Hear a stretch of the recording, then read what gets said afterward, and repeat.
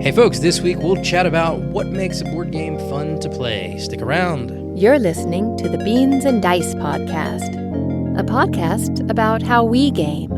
That's right, I'm Mitchell. And I'm Wayne. And this is the Beans and Dice Podcast, a podcast about how we game. How we game, that's right. Wayne, what you been up to lately? Any nice games or any good board game juiciness you have to talk about? Well, so it's June 2nd, and I've played 2 games in June already, so I'm okay with that. I'm batting 1,000. That's pretty good. That's pretty good. Better than I've played some on BGA, but I haven't played anything in person yet. Nope, 2 games in person. A Heat, which we went into detail last night on the show. So we did the whole Giveth the Beans on Heat, Pedal to the Metal, so you can all watch the replay of the live call-in show Thursday nights. So it's already on the podcast, and it's on YouTube.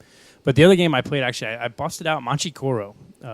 Okay. I haven't played that game in forever, and it's actually on my looking to sell or trade stack. And my kiddo came home from summer camp early, and I said, "Hey, buddy, let's play a game." And for some reason, I was like, "You know what? Let's grab this out." And I set it up, and at first he's like, "I don't know, what is this?" He's like, "I don't want to learn a new game." And I'm like, "It's easy, buddy. Just roll the die, and it's and you collect coins and use the coins to buy these things, and you have to win by buying these 3 things." And the first couple of turns, I just started killing them. Right? I'm like, I'm building a little engine, and then and then turn 5, he the little light bulb went off in his brain. He's 9, so and he's like, "Oh, I get this now."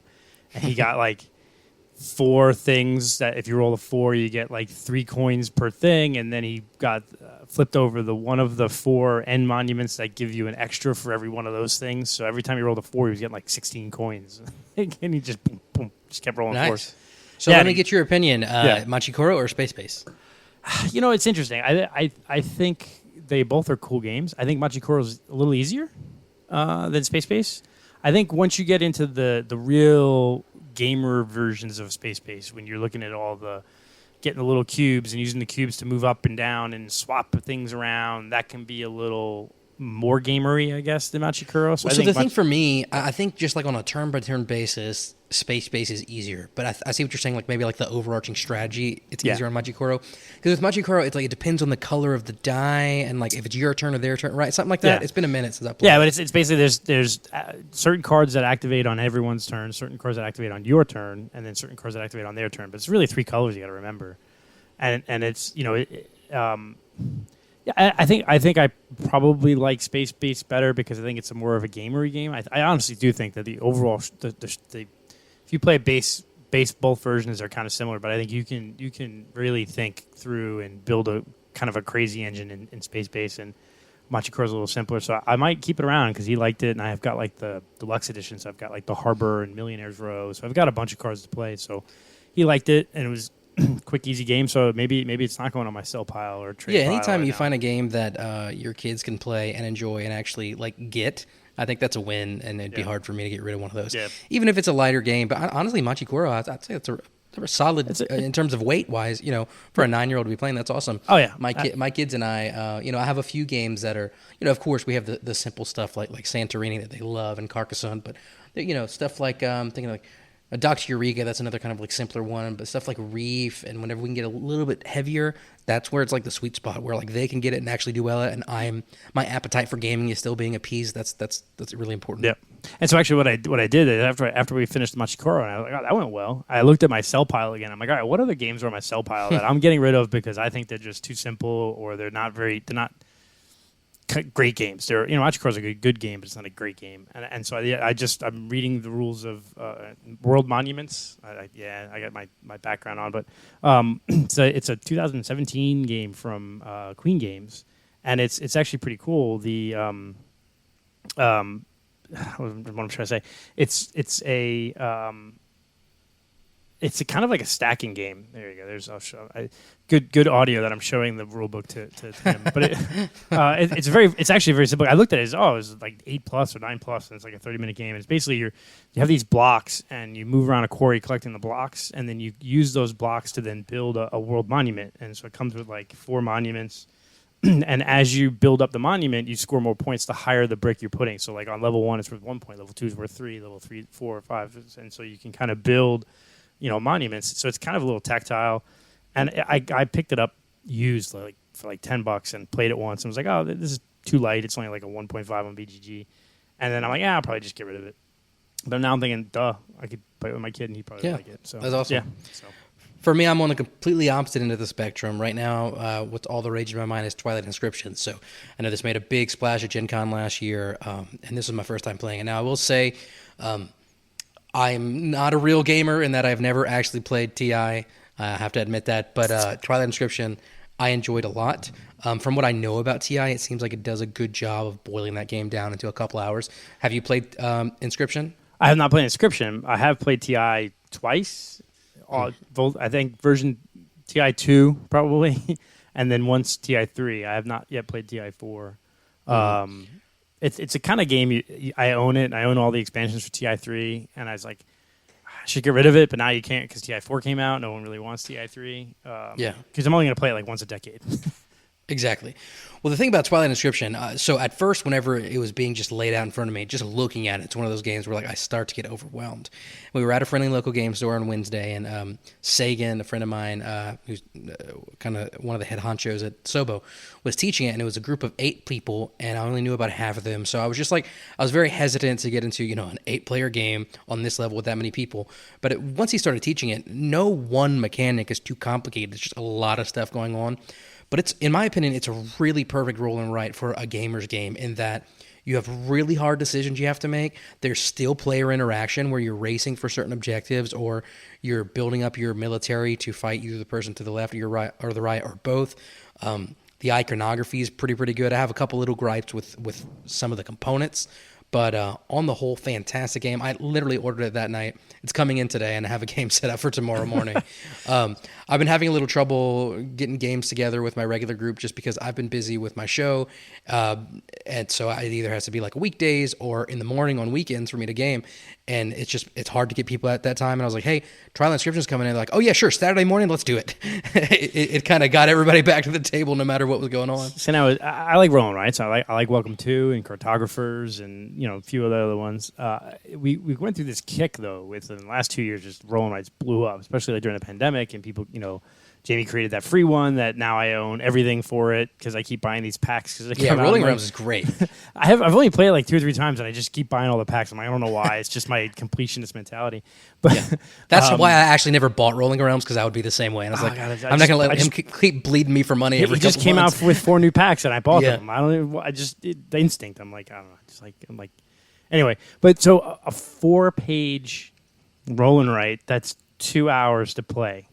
You got to sell me on that because I understand Twilight Imperium is a beefy game and it's a 6 to 8 hour game, with people that kind of know what they're doing. But you boil it down but in those 2 hours, I can think of a lot of other games that I would play in 2 hours than a 4-page roll and write. So honestly, I almost don't even see it as a roll and write. Yes, dice are rolling and then I'm marking something on a board, but there's just so much going on. It feels a lot more robust than that. That's the first thing. And secondly, it took us about 2 hours with 8 players, but I'm fairly confident in my game group. My game before tomorrow is not going to go that long because it's all simultaneous, just like most roll and writes. Now, sometimes you do this and it triggers a million other things, so that'll take a second. Sometimes people are going to get some AP. But after the first couple plays, I don't think it's going to take that long. But it is every bit of game you would want in that time, in my opinion. I know it's very subjective, but it was very robust for me, and I really, really enjoyed it, and I recommend it. Rob was talking about he'd like to play it at Sobo, so I'm going to bring it and teach him at Sobo if he doesn't play before then. Yeah, I mean, it may well get played at Dice Tower East or before then, but now it's 4 sheets of paper. Is this going to be something you laminate those sheets because you? No, they are. I'm pretty sure it's. It comes with markers, so it's already laminated. Oh, it is. Oh, see, and it's that's this what I was orange like. Chalk marker thing that looks really, really cool, but it's very hard to erase. It specifically says in the rule book, use the eraser on the marker for a small erasure, but whenever you're erasing the whole board, use a napkin. Yeah, because it's I guess that's good. It's not going to accidentally smudge mid game. Yeah. Use that dry erase marker, eraser spray maybe. I didn't even think of that. That's my biggest thing is balancing replayability, right, and environmental impact, right? So what's a bigger environmental impact? Giving me a giant stack of paper, right? 100 sheets, right, of a thing, or giving me 4 of them that are already pre-laminated, right, that I can just, and then I would use those, granted, it's plastic, right, but then those 4 sheets I can have forever, Yeah. Versus, and I think it's so like, and how many gamers, especially like, if I have Welcome 2, I just laminated the first 5 sheets, and then what do I do with the rest? I just feel like all roll and write should literally at this point in time come with laminated sheets. Just give me the 5 or 6 laminated sheets and be done with it. And don't bother with the, how many people ever go buy extra packs of sheets, or something like that. Like, it's just, I don't know. Well, I kind of feel like, one of the big things about roll and writes at first that they could tout was like, oh, unlimited players. And so if they only give you 5 sheets, it's harder for them to say that. But 2, I feel like and I'm not going to say everybody, but most people probably have a playmat, or a lot of people have a playmat. And unless you have something rigid under there with a pencil and pen, you're not playing a roll and write. Oh, so I prefer markers and laminated stuff. The only problem is, I learned this the hard way with my playmat. Whenever you're erasing, you got to make sure you don't get it on your playmat, because sometimes it can stain. It can stain, yeah. So, yeah. When I first started doing roll and writes, I had to go around my office at work and find clipboards that people had left around. I'm like, I know people pack rat stuff in offices. There's got to be clipboards around here. I grabbed a few, and I've got 3 or 4 here. But now, I just laminate and use dry erase. It's not, not a huge deal. So cool. I mean, I would give it a try. I would obviously play. To me, it's in my headspace as a roll and write, and I know you said it's not a roll and write. Like, I want quick 30, 40-minute games at most. And so, but yeah, it would be cool to try a Twilight Imperium type game that's boiled down to 2 hours. Yeah, I can think there's probably some board games that do that already, that are like that TI 4X feel that are in 2 hours. But probably so. Yeah, that's cool though. I'm glad you liked it, and certainly I think it piqued interest to try it. You were a hit and a miss last night on the show, my friend. Explain what that means. So the hit was when they brought up that you played Twilight Inscription, and Rob, and you mentioned, we got to play that, and Sobo was a big topic. We were talking about Sobo a bit, cool. and it looks like that you might get 4, 5, 6 guys from the Tampa crew heading out that way. I think Rob, Dan, Jim, Nick. And then a few other people. I know Carlos can't go, and I'm more than likely a no, but I looked into it. I looked into flying. I don't, they were talking about road trip. I'm like, dude, I'm not driving 16 hours. That's crazy. That's crazy. I'm flying direct there. Dude, my flight to Tampa, whenever I flew out of New Orleans, whenever I came visit that one time, was under $100. Regularly, you can fly really to New Orleans deals. cheap. But my problem is, and I said it on the Discord, is if I fly into New Orleans, I'm not making it to Lafayette. Because, and it's not even an alcohol thing. I just love New Orleans because I love the food scene. Actually, to me, I skip Bourbon Street altogether, and I do Frenchman Street because I love the Bourbon music. Street's nasty. Bourbon Street's nasty. I'm too old for that now. My wife and I love Frenchman Street. We love the music and the jazz and the art stuff on that street, and we just love the food and going to the various places. In the World War II Museum, there's a seafood place right by the World War II Museum. I think it's called Pesh, or fish, like Italian fish, whatever, Pesh. I think. Oh yeah, I know what you're talking about. Yeah, it's really good. And we sit at the Oyster Bar there every time. So if I go to New Orleans, I'm probably not leaving New Orleans just because I'm going to be eating through the street. But no, so that was a big hit. But then when we started last week, it was the first of the month. Basically, we started doing our top 20 reviews, and most of the crew have Castles of Burgundy where it belongs in the top 5. And then we all, of course, had to discuss the fact that you have it somewhere not in the top 5. I don't know why. I think it's 20 right now. I know, right? So it's about to fall off your list, which means you're just off the show. You're just done. Well, I mean, I basically am. But let me explain. So I've kind of talked to you guys about have been extremely busy the last several months between work and directing 3 shows back to back. And whenever I'm doing my rankings, each new game that I haven't had on the board yet that month or this year, I look at it and I say, okay, would I want to play this game more than this game, and go everywhere on my list. And the thing about Castles of Burgundy is, whenever you're playing that game, it's a bit of a commitment, especially if you're playing with new people and have to do it to each. And just lately, the mindset I've been in, I don't have time for a lot of those, couple hour games. Yeah, I still love it. It's still high up, but just lately, the kind of 1 hour wonders have been hitting a little bit more for me now. Obviously, Twilight Inscription's not that, but when you called it out, I'm Cult of the New. So, I play this like, oh, heck yeah. Or Etowah, or some of these other shorter ones. Yeah, because you have a couple of real new ones like way up there, and I'm like, whoa, okay. But I'll respect that because actually last night I wowed a couple of people because the old Dune versus Arnak debate, and you know that I'm a huge fan of Dune. I like Arnak. I like Arnak a lot. But I think Arnak's like 6 for me right now, or 8, 7 or 8. It's in the top 10. It's in the top 8 or in that range. I can't remember exactly where I have it. And people are like, well, that's pretty high up for you. I'm like, yeah, but when I played it with 2 buddies that were in town. One from Colorado. He came in, and I put on 2 hours of Indiana Jones music. And I explained the game, and we played it, and they got into it. Like they were like, "Oh, my adventurer goes here," and we were. into it. And so just the experience of it made that. I mean, it was, and we're going to be moving into that, is just the excitement and the entertainment that I had from playing Arnak. It went way up on my list because I'm like, man, I want to do that again because I really liked it, so. Yeah, that makes sense. So I think that's probably a good little transition into our topic for. See how we did that there? Yeah, I love that. You're professional at this, Wayne. You should make a career out of this. Anyway, so our topic, what makes a game fun for you? And this could be literally anything under the sun. So I'll start off if that's all right. And I'm just going to say the number one descriptor, and it's kind of what you were just saying, is who you're playing with. I understand sometimes people can have AP and sometimes different things can happen, but ultimately, I think Carlos called it one time like the circle of trust, and he got that from someone else. I think that's the most important thing. One of my biggest pet peeves when playing a game, and it doesn't matter what game it is, if there's just someone that's not as engaged as everyone else in the group, and so they're worrying about their phone, or they're worrying about, talking about what happened last night or the day before at work, or they just are straight up not paying attention, and you have to keep reminding them of the rules that you've reminded them of 50 times. It's like, for me, time is a valuable commodity. I can't get this back. Whenever I'm ready to play games, yes, I want to have fun. Yes, I want to spend time with those people. But also, with my schedule lately, I really covet that board gaming time because it's like, hey, I'm super, super busy. I'm away from my family for right now. So I value this. I want to get as much as I can out of it. And if you're just going to goof off, maybe goof off over there away from the table and come back at the next game whenever you're ready to play. Yeah. I know I'm very strict about that kind of stuff, and people have made fun of me about that before, but it's just kind of my philosophy, and I'm lucky to have a great game group that, for the most part, is of the same mentality. I just think having the same expectations as everyone else is important. If you want to be more that chill, we'll shoot the breeze, we'll get food, and play as we go, that's fine as long as everybody else in the group is like that as well. Yeah, I think it's magic circle is the term. Is you create, yeah, that's what it is. You create a magic circle and you build that trust in that game group, and your game group has that. The magic circle of we're going to play as many games in as short a period of time as possible. So no food, no phones, no this. You better be in there, and that's totally fun. No, lots of fun, I'm sure. And I'm down for that too. Like there are times where I'm like, I want to play games, right? And I want to play games. Like I go to a game day.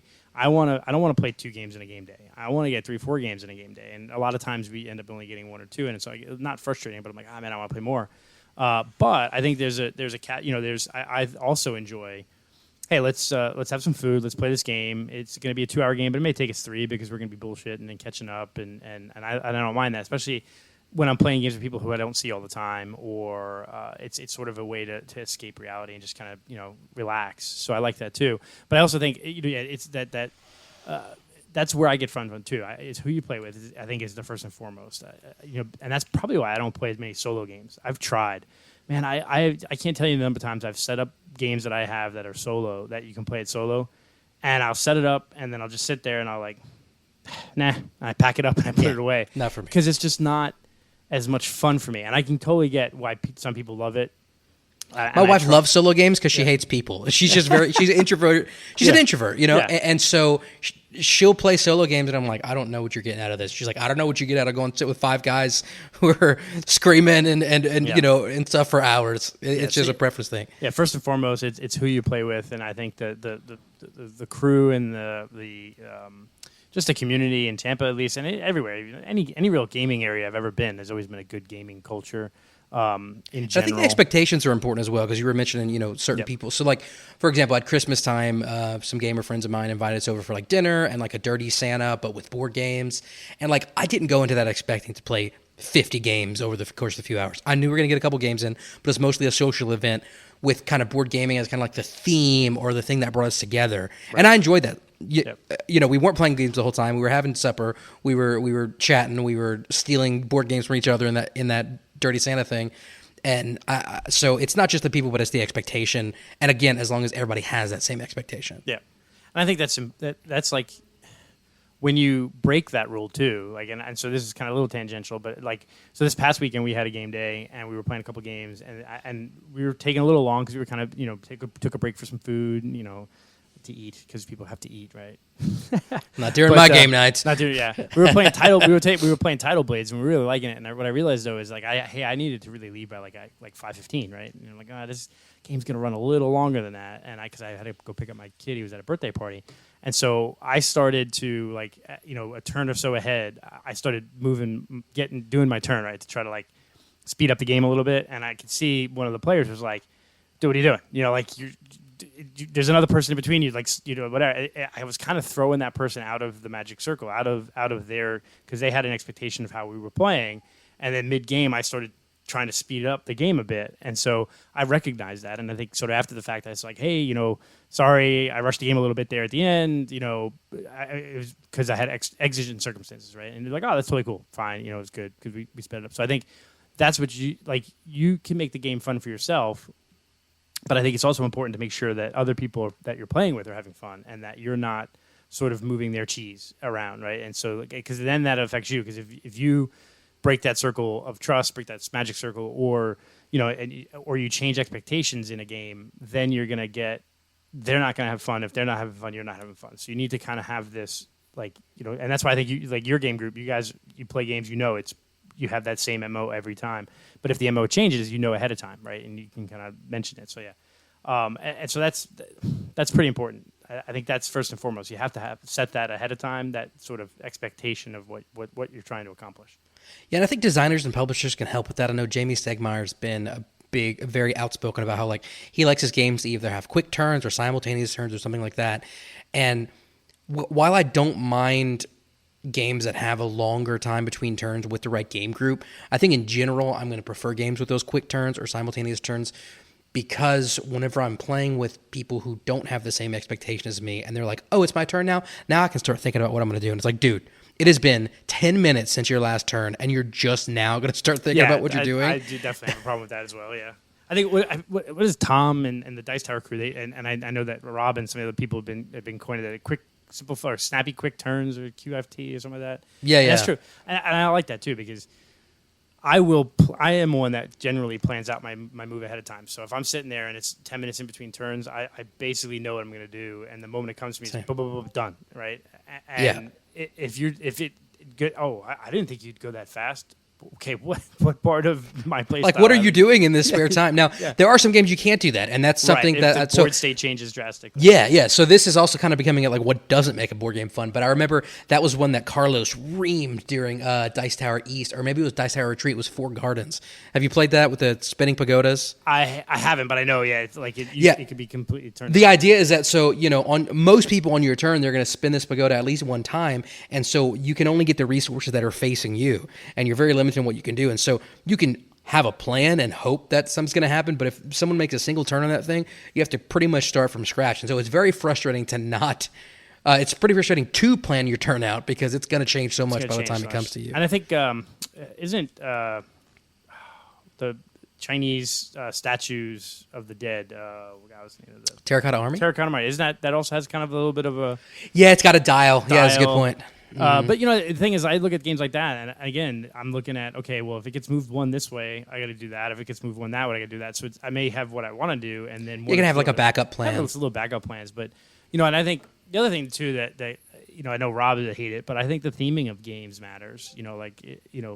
And that's so I go back to the Arnak thing that I was just talking about. I won't go as far as to play the movies, but sometimes I'll have the movie on in the background. Like if we're playing a Star Wars game, having a Star Wars movie on, or Lord of the Rings. That's cool. I've never done that. Yeah, I love it. And what I have found though is if I put the movie on, people generally watch the movie, right? Or they get lost in the theme. So what I started doing is YouTube, man, or Melodice has the Melodice. Oh, dude, I love Melodice. Or even YouTube, you can find 3 hours of Lord of the Rings music, right, and just throw that on, or and I just feel that goes back to my role-playing games. When I'd be DMing games, I would try to play music. And so, if we were in a town, I'd play town ambience music. Or if we're in a bar music. Or, all of a sudden, if there's a big battle and I'm playing, the Riders of Rohan, then, stuff's about to happen. So I think, and that's why I think I love, Masters of Madness with the app and the music. That stuff enhances the fun for me because it draws me into the game more. It makes me, I'm not just moving pieces around a board. I'm moving, this character, or I'm doing this. And that's why the Runes of Arnak game hit it out the park for me because of that. And so Dune will be the same thing. Next time I play Dune, the Dune soundtrack, maybe not the new Dune soundtrack, probably the 1980 version of Dune, which is my favorite. Toto, man, it's a great soundtrack. But yeah, I think that's what makes it fun for me too. Is because I think people can get into it more, and if you get into it, then it really becomes, it starts hitting it out of the park. Now, I'll tell you something that does the opposite of that, even though I don't care about theme that much, is like upkeep. I hate like intensive games that have intensive upkeep phases, because what it is, at least in my game group, I don't know why, maybe it's because I'm the most impatient, but it just makes me be the AI that resets everything, and everybody else is going to be off of their own little world. And so sometimes it's like I'm having to worry about my game, but I'm also having to worry about resetting while they're thinking about their next turn and that kind of thing. And I just think in this day and age, designers and publishers need to be thinking about ways to cut down on upkeep to somehow make that a natural way of it getting done, maybe as a part of your turn rather than like this page of text of what you do after everybody takes a turn or something like that. Now, is it better, like, I can feel you, because if I generally do a lot of upkeep in some of the games I play, especially if I'm playing with like my wife and some of her friends and stuff, because I know the game, so I'm going to keep the upkeep. But so gets me out of the game. I feel that, right? I'm not in the game because I'm worried about upkeeping. I'm not thinking about my turn while other people are. Have you ever done something like assigning upkeep? Hey, at the end of every round, you're going to refill that and this and that, and everyone's going to, or does that also not work? That's a good idea. I've never done it just because, honestly, it's not just because I'm the most impatient, but also I just don't think I trust people well enough. Right. And so, especially if you're only doing it for like a part of the game, I don't think that it would be done consistently, at least in my group. I don't think. Yeah. Do you do that, or is that just a concept? It depends on the game. Like if I'm playing a game with Jim and Sam and Rob and Carlos, we are all gamers, right? So I get hey, you make sure you whatever. But like if they're new to the game or they don't know the game yet, then I almost view it as a bit of a handicap for me if I'm the one resetting it, and that kind of levels the playing field, because you don't want to win the game you teach, right? And so sometimes it's hard not to, But so that helps me kind of get out of that function and just do it. But other than people though, right? And theme, what else is there that makes games fun? For me, sorry, you got something? Okay. Well, for me, if we're talking about mechanics, I know this is one that a lot of people are going to disagree with, but just in general, I don't like narrative games because there's usually this huge element of discovery. And for me, I like knowing from the get-go what my options are so I can chart out my path. It's like I can't leave for a vacation if I don't know where my destination is, So I cannot stand, let's learn as we go, or like, let's do this first round, and then it's like, that drives me nuts.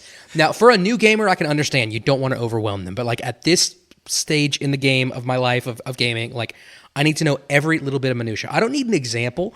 Usually, like in a rule book, I'm only going to read the examples if I don't understand the rules, So just give me every single rule. And so I don't like the other day I played Ultra. It's a new campaign game. And it's like, okay, here are the rules. I'm like, okay, what are we doing? They're like, I don't know. Just start playing, and then a card's going to flip, and it's going to tell us what we're doing. It's like, I hate that so much. I need to know what the goal is. And so I understand, dice and cards, there's a little bit of randomness. You don't know what to expect all the time. But at least you still have a goal. Like with viticulture, I like planning everything out. And yes, maybe somebody's going to put a worker somewhere and it's going to mess up my plan, but I can go to that plan B we were talking about before. But it's not like, all right, let's play viticulture, and after the first two years, you'll know what the goal is. Like that drives me nuts, and I know you're probably going to really disagree with that, but that's just my 2 cents. I like knowing what the expectation is. No, I don't disagree with that. I mean, I like narrative games. So I love like Manchester Madness. You don't know what's happening. You have to explore and figure out what's going to happen. But also, like when I'm learning a game, just give me 75% of the rules, right? And then the little ones and rules we'll figure out as we go, right? And that's just me, right? Because I just want to play, right? I just want to get into it. But generally, like when I'm teaching a game, like the first thing, how do you win, right? Mm-hmm. Okay, you win by doing this, and you do that by doing this, and so I work back a little bit, then start with how the ins and outs. So, but you would love Rob's teaches. He teaches and he does. Yeah, Rob's taught me games before. He's extremely thorough. But I'll be honest, like sometimes he's teaching a game and I love it. He's really good at teaching games. But I'm like, after a while, I'm like, all right, let's go. Okay, let's just do it. The only thing I'll say about Rob Teaches is, yes, I do like he includes every mechanic, but he also includes lots of examples, which again, like, it's good. I don't need examples. Yeah, but some people do. I'm not trying to sound like hoity-toity, but it's just like, you told me the mechanic, I got it. I don't need 5 ways that it could play out. But I think it's good is like, especially like in a game, if you know the game and you know ways to score. It's kind of like, so a good example is like if I'm teaching someone Catan, right? I'm gonna tell them, hey, if you see someone trading all of the one resource away cheaply, then they're gonna play that, you know, like the one or two like gamery things that people like do where they could crush you in a game. I'm not gonna do that to somebody that's a noob, right? So I'm gonna like maybe use that as an example. Like, hey, here's an example of a thing. Now go figure out how you can do something similar with other cards you have. So I might find that one example of a way to like crush, right, and then use that as a way to teach. And that's another thing that makes, sorry, Drew, real quick before we get off this topic, that makes can kind of make or break a game is the teach. Yeah. If you have a bad teacher and you have a bad experience with a game, that's enough for me to potentially never come back and play that game again, or at least not seek it out anyway. You know, because it's hard to dissociate the teach of that first game from the game itself. And that's you know, I think the teach, if someone can teach it, is good at teaching games, then that's great. And like, and that's the thing I think. I don't think anybody in the Beans and Dice crew, I've had James Odak and Will and Carlos, Rob, Nick, you, I've not had a bad teach from any of the Beans and Dice crew, which is great, you know, and so that's a really cool thing. But I think also the rule book too is like, gee, you know, like that's getting into the pet peeves of games. Yeah, but like, man, if you got a bad rule book or you don't have an instructional video and today, like, come on, like even if you don't have the money to pay Rodney or you know gaming rules or whatever, do your own. Right? You just that's what I love the best. Sometimes you know. Watching a video, I threw on the Arnak video and I said, hey, here's I'm going to be setting up the game. Watch this while I'm setting up the game. And then afterwards I said, okay, now I'm just going to go over a couple of the points from the video, you know, that this, look out for this, and now we're ready to go. And I think that worked out great. And that was, I think, really set the mood for the game because, you know, we watched Paul Grogan's Lost Ruins of Arnak and they were like, man, this is awesome, you know, how, you know, so they were excited for it. Which I think, again, you build the excitement in the group, and we love it. And that's sort of like the opposite. I taught First Rat to Sam and Jim at a game day that Sam threw, and I kind of I like buried the lead, and I said so this is kind of like a gamer's version of Candyland. And then when they play the game, they're like, this is not a But there is in the I don't know if you played First Rat, but in First Rat you're moving up a track, right? And you can move a certain amount of spaces, one rat, or you can move multiple rats a certain amount of spaces. And when you land on different color spaces, you get different resources, and you can use those resources to go up tracks. Then there's certain parts as you're going up where you can kick your rat all the way back to the beginning, right? So, but the ultimate goal is you want to work your way up this little track to the end of the track to go into space to get to the rocket. So like when I played it, I was thinking, okay, you're moving up this like snake-like track, and you can get kicked back to the beginning, but ultimately you want to get to the end first, or not first, but towards the end, so that you can get your rats to space. I'm like, that's kind of Candyland to me, right? That's basically Candyland is you're flipping cards, moving up a track, trying to get to the top, but if you flip over the wrong card, you got to go back, right? So, but there's way more complexity and choices there. So I kind of like buried the lead with the joke, and it just didn't land, right? Because like, afterwards, they're like, yeah, we can see where that, like, you know, there's, you know, quasi like some. Probably don't try that one on like a gamer because they're going to say it's like Candyland. Let's not play this. Yeah, let's not play that. Right? Roll and move. What? But it's not even. Yeah, you don't even roll. But it's really. But actually, everyone really liked it. So if you haven't played it yet, I think you'd like it. It's a fun game. First Rat. Cool. It's a good one. I'll keep an eye out for it. But yeah, other than, I mean, I think we talked enough about like the people and the themes, and obviously you have to like what you like. You know, like some people, like Carlos loves Blood Bowl, right? And that's his jam. For some reason. That was a topic last night too. He got killed. He's getting killed again. But I just think I think you have to find what games you like, and then you create that game group, and then that's what makes games fun.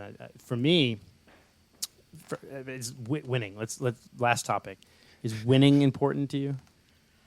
To make a game fun? Is it important? Yes, but is it the make or break? No. Okay. Like I'm not gonna play a game and be like, no, I don't care if I win or not. Of course, that's the motivation to play the game. Am I gonna be upset if I lose? No. Does it mean I'm not gonna like the game? No. But I think it's important. Yeah. Yeah. At least, yeah. Yeah, I was just saying, there's a balance there, I think, right? Like I like to win, but also if I don't win, fine. Especially if it's a game I'm just learning, or it's a challenge to get better too. I think I play games and it makes games fun. You know, like there are some hardcore gamers in our group that they play the big heavy games, and you play a big heavy game against them. It's a muscle, right? And that's, I think, before the pandemic and certainly during the pandemic, I didn't get a lot of gaming done, right? And when I started gaming with the game group and with the Beans and Dice crew, I was getting killed a lot. I'm like, man, dude, like my brain is like out of sync. Like I need to get back into it. So I play the games too because I think it's important. We've seen, the stimulus, right? So like I have an elderly mother that struggles with memory right now, but I have her play some games with my son, like Uno, and she does crossword puzzles and those things. They're not actually games, but it's stimulus to your brain. And so I think that, I sit at my computer all day doing work, and it's monotonous, right? It's computer programming, and it's financial reports, and it's things like that. But then when I play a game, it's a different stimulus for my brain. So it's fun for me because it's just something different that's taking my brain in a different direction. And I think that's another thing that I think where a lot of people were missing stuff like that during the pandemic and getting back out to game days. That's why you're seeing conventions just blowing up because people want to get back out there. The social aspect of it we've discussed enough, but I think it's also just the different ways in which you can stimulate yourself. In not a dirty way, but obviously, playing the game. After dark. Right. Yeah. So anything else you could think of you would want to bring up about what makes a game fun? I'm interested to see. Like I would say I know people listen to it. I think we've covered a bunch of it, but I'm sure there's stuff we're missing. So definitely write in and or call in Thursday and bring up the topic on the show if you guys if you do think of another thing that makes games fun for you, right? Well, the thing that I think is the most interesting to look back on is very little of what we talked about has to do with the game itself. It has to do with the environment. Which is, I think we probably knew that going in, but I didn't realize just how much it would be, at the forefront of our mind on this topic. Yeah, because I think if we were solo gamers and you're just playing a game by yourself, then the game itself becomes way more important, right? And the importance of the game. But for me, unless I vehemently don't like the game, I will play just about any game. Oh yeah, me too. At least one time. At least once, yeah. And even games I hate. So, I what's funny is probably my most hated game is Cosmic Encounter. I do not like that game. And this circles back to the Cosmic Encounter that I've played multiple times. I've played it with other groups, but at least 3 or 4 times I've played it with a group, with an individual that I was just not. I like the guy. I like playing games with him. I don't like playing Cosmic Encounter with him, right? And so very specific. Yeah, it just doesn't for some reason, right? And so so I don't like Cosmic Encounter, and it's permanently in my brain that I don't like that game. But I will play it with another group easily, right? But speaking about what makes games fun is I know that I don't enjoy playing the game with this individual, so I'm gonna, hey, you want to play a game? What game? Cosmic Encounter? I'm out. Yeah. I'm out. What game? Hey, what game? We can play Raw? I'm in. I like playing Raw. Let's go play Raw. So that's another thing. And that circles back to even games you don't like, you can still enjoy with people if you have the right group. Or games you love, you may not want to play because of the group. So it does go back to that. So I think anytime it's more than just one person, the game becomes important, but it's more important what that magic circle you create with the people you're playing the game with. Definitely. One thing, I'm changing gears a little bit here, but I can't believe we forgot to bring it up or didn't think of it. Because for me, this is, I don't care, but component quality. I know you had mentioned before, inconsistencies in components can kind of grind your gears a little bit. Yep. And just, I'm sure, upgraded bits are fun to play with for me, but it's not really going to change my experience with the game. But I think you're different, right? At least you're not 100% that that way, but closer than I am. I think... Yeah. I don't care as much. I think if I'm paying $40 for a game, I'm not going to expect something. But if I'm paying $100 for a game, I'm expecting better components. And I think I don't upgrade very many games, but my best games, I will buy upgraded copies. So like when Brass came out with their fancy version, I got that. When Rococo came out with the fancy version, I got that. But does that make you like playing the game more? The components themselves? No, it doesn't. I mean, I loved Castles of Burgundy. I love Castles of Burgundy, Rococo, and Brass, right? And if I would play my old copies if I didn't have the new one. But because I love the game so much... So it's kind of opposite. Yeah, it's almost the opposite, yeah. And I know some people go the other way around, but yeah, I generally, once I know this is a game that's one of my favorite games of all time, I'm never getting rid of it, then I'll look to upgrade, or if a fancier version comes out, I'll get it. But I will not... I don't care. I've played 18XX game now. Granted, it was online, but they're kind of dry. I mean... So I think it all depends on price for me. Like if I'm paying a good, we talked about it last night with Heat, like $70. Yeah, that's crazy for that game. The component quality is a little lower than Probably, was it always that price, or did it get bumped up once like it got all kind of bucks? $69 or something, and then some people were selling. Yeah, it was always like $60-$70. And that's basically the new price of games now, right? That's just going to be it. But but there are some people I know that their enjoyment of the game and the fun they have will be enhanced by all of the additives, and that's what I'm actually looking forward to going to Dice Tower East this year, is playing some of the games that Tom has blinged out. Right, to see. Oh yeah, that's a lot of his games actually. I'd like to try a few of them to see, like, all right, does it actually matter to me that they're little potion bottles and not play just Dune Imperium? Yeah, right. He has that was crazy. Yeah, like we'll see. I mean, it may. I think it will enhance any game, but it won't make a game better. Right? I think if you have a crappy game with amazing components, But if you have a good game with cooler components, then it'll enhance the fun a little bit, maybe, because you get to, it helps you immerse you more in the game. So I think it's a tangential thing. It can enhance a good game or make a good game more fun, but it won't make a bad game fun. Like, you give me the best components ever, and it's a crappy game. I'm like, okay, it's still a crappy game. Yeah. Okay, I think that'll kind of round us out. A couple quick shout-outs. First of all, don't forget to tune in to the live call-in show, YouTube, Twitch, and Facebook, Thursday nights at 9 p.m. Eastern, going for about 2 hours now. And then also, I just wanted to shout out Southern Board Game Festival. That's here in Lafayette, well, close to me, Lafayette, Louisiana. That's going to be in October. Early bird badges are on sale for a little bit longer. They made this choice this year that they only advertise to previous badge holders about the early bird, just to see what kind of like natural marketing would occur. I'm allowed to talk about it, but it's like they're not officially posting on it. So if you want to go get a slightly cheaper badge, southerngamefest.com. And some of the Beans and Dice people from Florida are coming out. So me and some of the people that have called into the show, and BJ from Board Game Gumbo will be there. Be a lot of fun. So call-in show, Sobo. Yeah, Sobo. And during Sobo, there's a food festival. Yeah, that's the whole reason it's in the fall now, because there's a food and music festival like right across the street. So really good quality Cajun food and music if you're interested in that kind of thing as well. I'm going to have to look into it. We'll see. We'll see. More than likely not going to be able to go, but I would go in a heartbeat. Just having heard the stories, I'd make a long weekend of it, go to New Orleans for a couple of days, and even though I had said that I wouldn't make it out of New Orleans, but then gaming would call. So. Yeah, cool. For sure. Yeah, cool. So. Well, I'm Mitchell. I'm Wayne. And this is the Beans and Dice Podcast, a podcast about how we game. All right. See you guys around. Thanks for watching the Beans and Dice Podcast. Don't forget to like and subscribe.